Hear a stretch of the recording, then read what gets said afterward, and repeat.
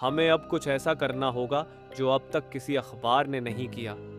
रणविजय मेहरा की आवाज उस बंद कमरे की दीवारों से टकराकर गूंज रही थी।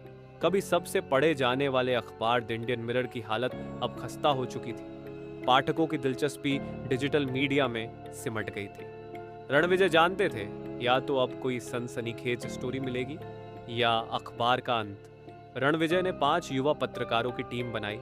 प्रिया साहसी रिपोर्टर, विक्रम जमीनी कैमरा एक्सपर्ट, नील तर्कवादी crime reporter, Ruchika social issues में माहिर लेखिका और अद्वैत टेक्निकल ब्रेन जो डाटा और ध्वनि पर काम करता था। रणविजय ने एक फाइल मेज पर रखी। उस पर केवल एक शब्द लिखा था, कोलघाट। झारखंड और बंगाल की सीमा पर बसा कोलघाट नक्शे में मुश्किल से देखने वाला गांव। वहां बिजली नहीं, मोबाइल नेटवर्क नहीं, पर अफवाहें बहुत थीं। कहा जाता था वहां रात नहीं होती, वहां डर जागता है। 3 दिन बाद एक धूल भरी जीप गांव में दाखिल हुई।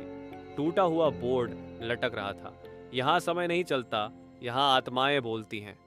गांव के बुजुर्गों ने बस एक ही चेतावनी दी, रात को मत निकलना, यहां कुछ है जो इंसान नहीं है। प्रिया ने रात होते ही कैमरा ऑन किया और विक्रम के साथ गांव की परिक्रमा शुरू की। रुचिका, अद्वैत और नील पीछे रहे। गांव के बाहरी हिस्से में एक पुराना स्कूल था। खंडहर में तपती जंग खाई घंटी, टूटी खिड़कियां और दरवाजे पर लिखा था खून जैसे रंग से। जो अंदर गया वो लौटा नहीं। अद्वैत ने दरवाजा धकेला। अंदर से भयानक ठंडी हवा निकली, जैसे कमरे ने सांस ली हो। कैमरा चालू था। स्क्रीन पर कुछ हलचल दिखी।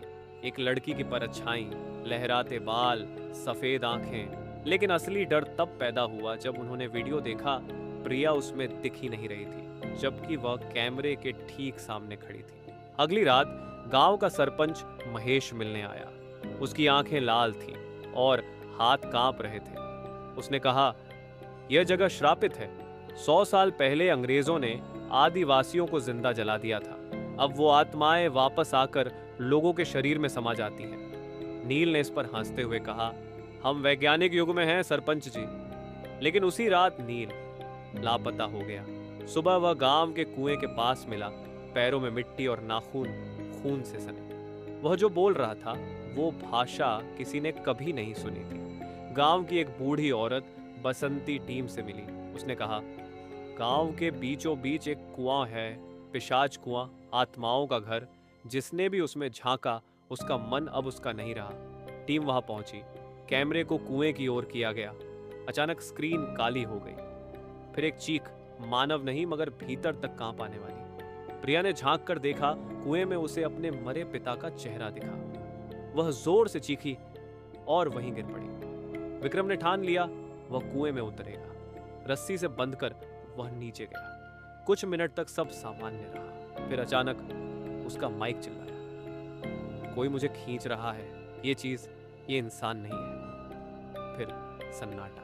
विक्रम जब बाहर निकाला गया, उसकी त्वचा सख्त थी, आंखें सफेद, और उसने कहा, अब मैं विक्रम नहीं हूं। रुचिका और प्रिया ने गांव छोड़ने की कोशिश की, लेकिन जीप की चाबी गायब थी। मोबाइल काम नहीं कर रहे थे। अद्वैत अब चुपचाप दीवारों पर काले रंग से कुछ लिख रहा था, खबर से कब्र तक, तुम भी हमारे हो जाओगे। उसकी आवाज बदल गई थी। वह खुद अद्वैत नहीं लग रहा था। बसंती ने प्रिया से कहा, तूने कुएं में झांका है, अब वह आत्मा तेरी पहचान छीन लेगी। उस रात रुचिका गायब हो गई। दीवारों पर खून से लिखा था, हमारी कहानी अब छपेगी नहीं, बल्कि तुम बनोगे वो कहानी। सुबह सिर्फ प्रिया बची थी। वह किसी तरह गांव से बाहर आई। रास्ते में एक पुराना ट्रक मिला जो उसे शहर छोड़ गया। रणविजय के सामने वह कैमरा रखती है, पर उसमें सिर्फ एक फोल्डर था, डेड इनसाइड। बाकी लोग कहाँ हैं? रणविजय ने पूछा। प्रिया मुस्कुराई। उसकी आंखें अब सफेद थीं और अगले दिन द इंडियन मिरर के पहले पन्ने पर सिर्फ एक लाइन छपी, कुछ खबरें इतनी सच्ची होती हैं कि उन्हें छापा नहीं जाता, वे इंसान में उतर जाती हैं।